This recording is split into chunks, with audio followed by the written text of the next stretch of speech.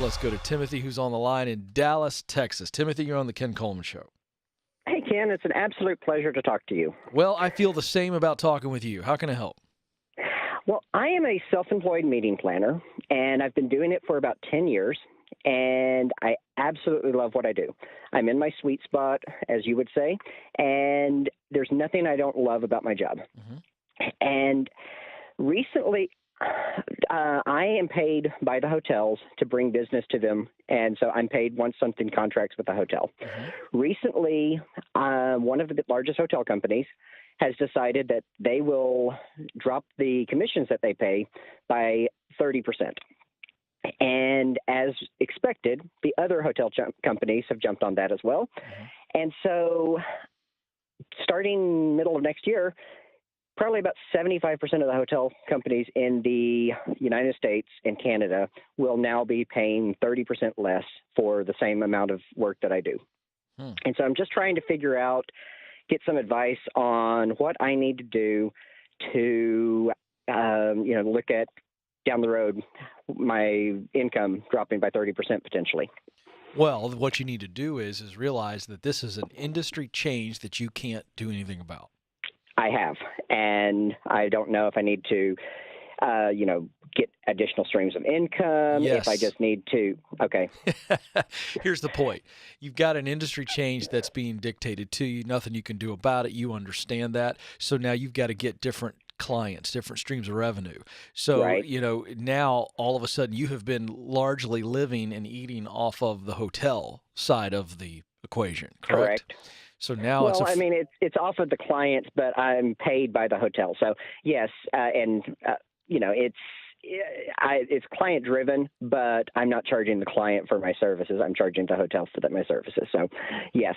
Right. Well, can you charge? So the question I ask is, can you charge the client for your services? In my current business model, probably not, okay. But being able to add additional value, add some additional things, I think there's some opportunity in there. Mm-hmm. But as it stands right now, right. I just want to get ahead of this before. Yes. Well, you're on top of it. So here's the deal. You just have to pivot. So, you're not going to completely just walk away from this hotel stream of revenue. No. But it's obviously decreased. So the simple advice is, let's just say on a modest plan, you look at what you did this year and you keep right. it the same. And then you just whack that commission by what they're going to be paying you now. And you go, okay, this is my deficit. This is the amount of money I've got to replace.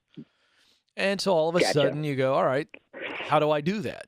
And so you're a meeting planner. You're a good meeting planner. You've got a great resume of experience, I am guessing. And I guess you also have I'm pretty confident you have a pretty strong database of relationships, correct? Correct. That goes with the territory. So look, you're going to start working, a little bit different angle. Instead of getting paid by the hotel and bring everything that way, what are some other venues and things that you can use?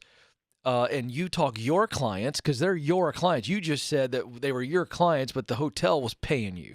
So you're just going to shift the model, and you're going to sign, another 5, 6, 7. I don't know how many clients, events that you're going to need to replace that deficit, but you do. You can do the math pretty quick. And so now Gotcha. It's all right. Listen, they're making changes. That's their right. It's also my right to go find new clients and go to other local venues that are going to appreciate me bringing people to them. But again, I want you to be paid by the client, not the venue. Because of that very reason right there. You know what I mean? Because they got all the power. They can change on you anytime they want. And so then it causes you to have to change the dialogue and all that with your clients. And I don't understand the ins and outs of it, but I take you at your word that you know what you're talking about. So now it's just a function of doing more event planning, different types of event planning for different types of customers. But, there are certain businesses in Dallas, my gosh, where, they just may need your help coming in and doing it yourself, doing it right there. They've got facilities. They just don't have a full-time event planner who can come in and make a special event special.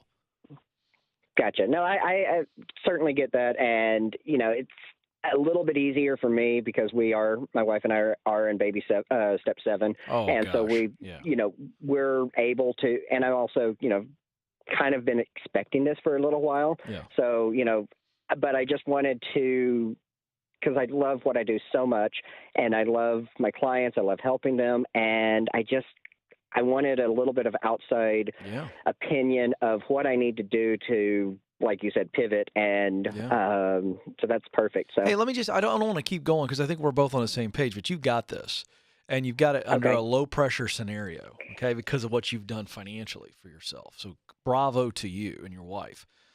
But well, I just don't understand why you can't go to some of these clients and go, hey, listen, I want to take you, instead of the hotel, I want to take you to this place over here. I want to take you to this place. I'm thinking about a different venue. Why can't you do that?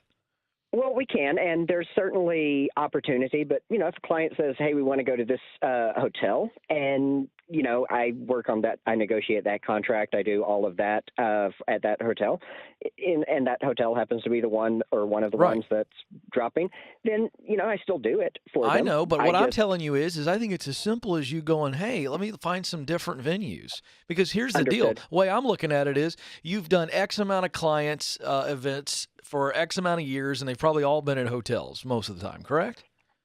The vast majority of them, yes. Well, find another venue. Get creative. Do something like that. Take them over there. And then what you do is you say to this venue, hey, and by the way, the client's paying you now because you're the one doing all the work. And they cut a check to the venue. But what you tell the venue is, look, I'm going to bring my clients over to you all, and I want a little kickback action. Gotcha. So you start getting paid by the venue. You're the man with the influence. So I think you got to change your model. And I think you're taking people over to new venues, and you say, hey, listen, I've been doing all these events. I take them to these hotels. I want to get outside the hotel world, and I want to bring my clients to you. I'll convince them to come to you. But if I bring them to you, I start bringing new clients to you. I'm going to help build your business. I'm going to bring X amount of dollars to you, I believe, over the next year, and I just want a piece of the action. Okay. Well, so, perfect. Well, I sincerely appreciate the guidelines or the guidance there. And, like I said, it's kind of nice to hear from somebody else who isn't, as close to it. It is an industry change. There's nothing I can do about it. But, I'm not going to just tilt at every windmill. No, but you're fine. I do want to, not be standing here when the music stops. So I tell you what, they change on you, you change on them. All right. This is America. All right. They're going to cut your commission. Take your clients somewhere else. Two can play that game, right? And I promise you there's some venues in Dallas, Texas would love to have your business. And they'd be glad to give you a little 5%, or something like that. Who knows? There's a Bible verse that actually works in capitalism as well. Ask and you shall receive. Not every time, but just maybe somebody be glad to take some of your clients.